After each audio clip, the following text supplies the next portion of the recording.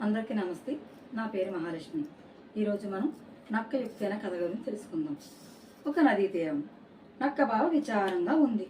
అటు ఇటు పచారులు చేస్తుంది. తనలో తాను అనుకుంది.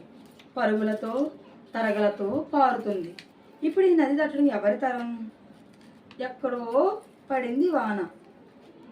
వరదలా వచ్చింది నీరు. ఎప్పుడు తీస్తుంది నీరు? ఎలా చేరతా నిల్లు? నక్క బావ ఉపాయం మీదని ఆలోచిస్తూ ఉంది. అంతలో నదిలో నుండి ఒక ముసలి బయటకు వచ్చింది.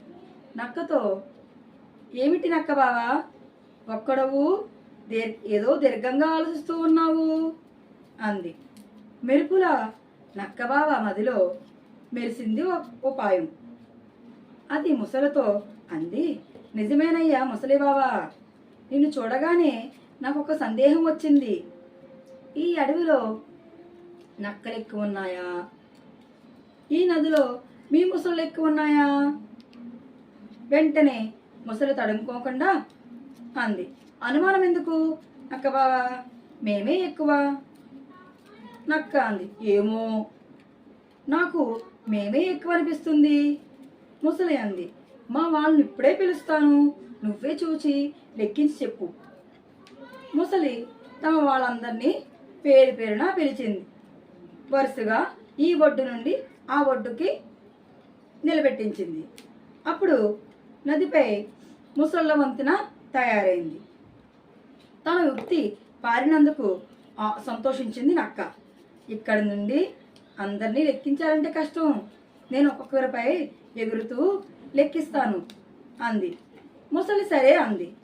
నక్క ఒక్కొక్క ముసలిపై దూకుతూ నది దాటింది.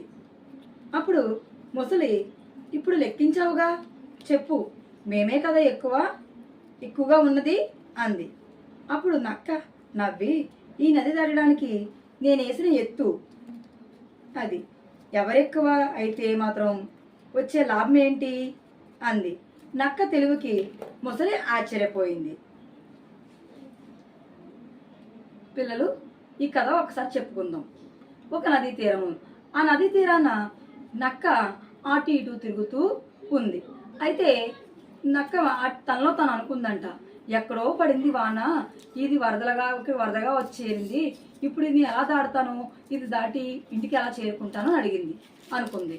ఇంతలోని నక్క విచారిస్తూ ఏదైనా ఉపాయం ఉందా అని ఆలోచించుకుంటుంటే ఇంతలో నదిలోంచి ఒక ముసలి బయటకు వచ్చి, నక్క బావా, ఎందుకు అంత దీర్ఘంగా ఆలోచిస్తున్నావు అని అడిగింది. అప్పుడు వెంటనే నక్క ముసలితో అన్నదంట, నాకు మీరెక్కువ, ఈ అడవిలో ముసళ్ళు ఎక్కువగా ఉన్నాయా నక్కలు ఎక్కువగా ఉన్నాయా అని ఆలోచిస్తున్నానని చెప్పిందంట. అప్పుడు ముసలి వెంటనే మేమే ఎక్కువ అని అనుమానం ఎందుకు నీకు అని చెప్పింది. ఏమో నక్కలే ఎక్కువ ఉన్నాయనుకుంటున్నాను అన్నది నక్క బావ. అప్పుడు వెంటనే ముసలి తన ముసళ్ళందరినీ పిలిచి పేరు పేరులా పిలిచి ఈ నది ఒడ్డు నుండి ఆ ఒడ్డు వరకు నిలబెట్టించేసింది.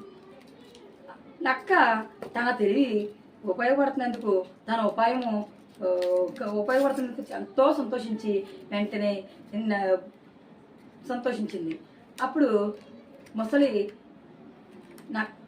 నక్కతో మమ్మల్ని అందరినీ లెక్క పెట్టు అని చెప్పిందంట.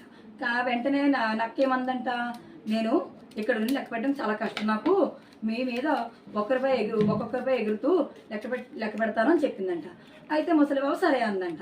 సరే అని చెప్పి నక్క ఈ ఒడ్డు నుండి ఒక్కొక్క ముసలిపై ఎగురుతూ ఆ ఒడ్డుకు చేరుకుందంట. ఆ ఒడ్డుకి వెళ్ళిన తర్వాత నక్కతో ముసలి, ఎవరు ఎక్కువగా ఉన్నావు, మేమే కదా ఎక్కువగా ఉన్నాం అని అడిగిందంట. నక్క నవ్వుకుని, ఎవరు ఎక్కువైతే ఏముంది, నేను ఆ ఒడ్డు నుండి వదిలేయడానికి ఒక ఉపాయం ఆలోచించాను, ఆ ఉపాయం ఇదే అని చెప్పేసి, ఎవరు ఎక్కువైతే ఏముంది నష్టం, ఏమి నష్టం లేదు కదని చెప్పేసి చెప్పిందంట.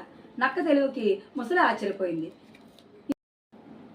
ఆపద వచ్చినప్పుడు కంగారు పడకుండా ఆలోచించాలి, అప్పుడే ఎంతటి అపాయనైనా ఉపాయంతో తప్పించుకోవచ్చు. ధన్యవాదములు.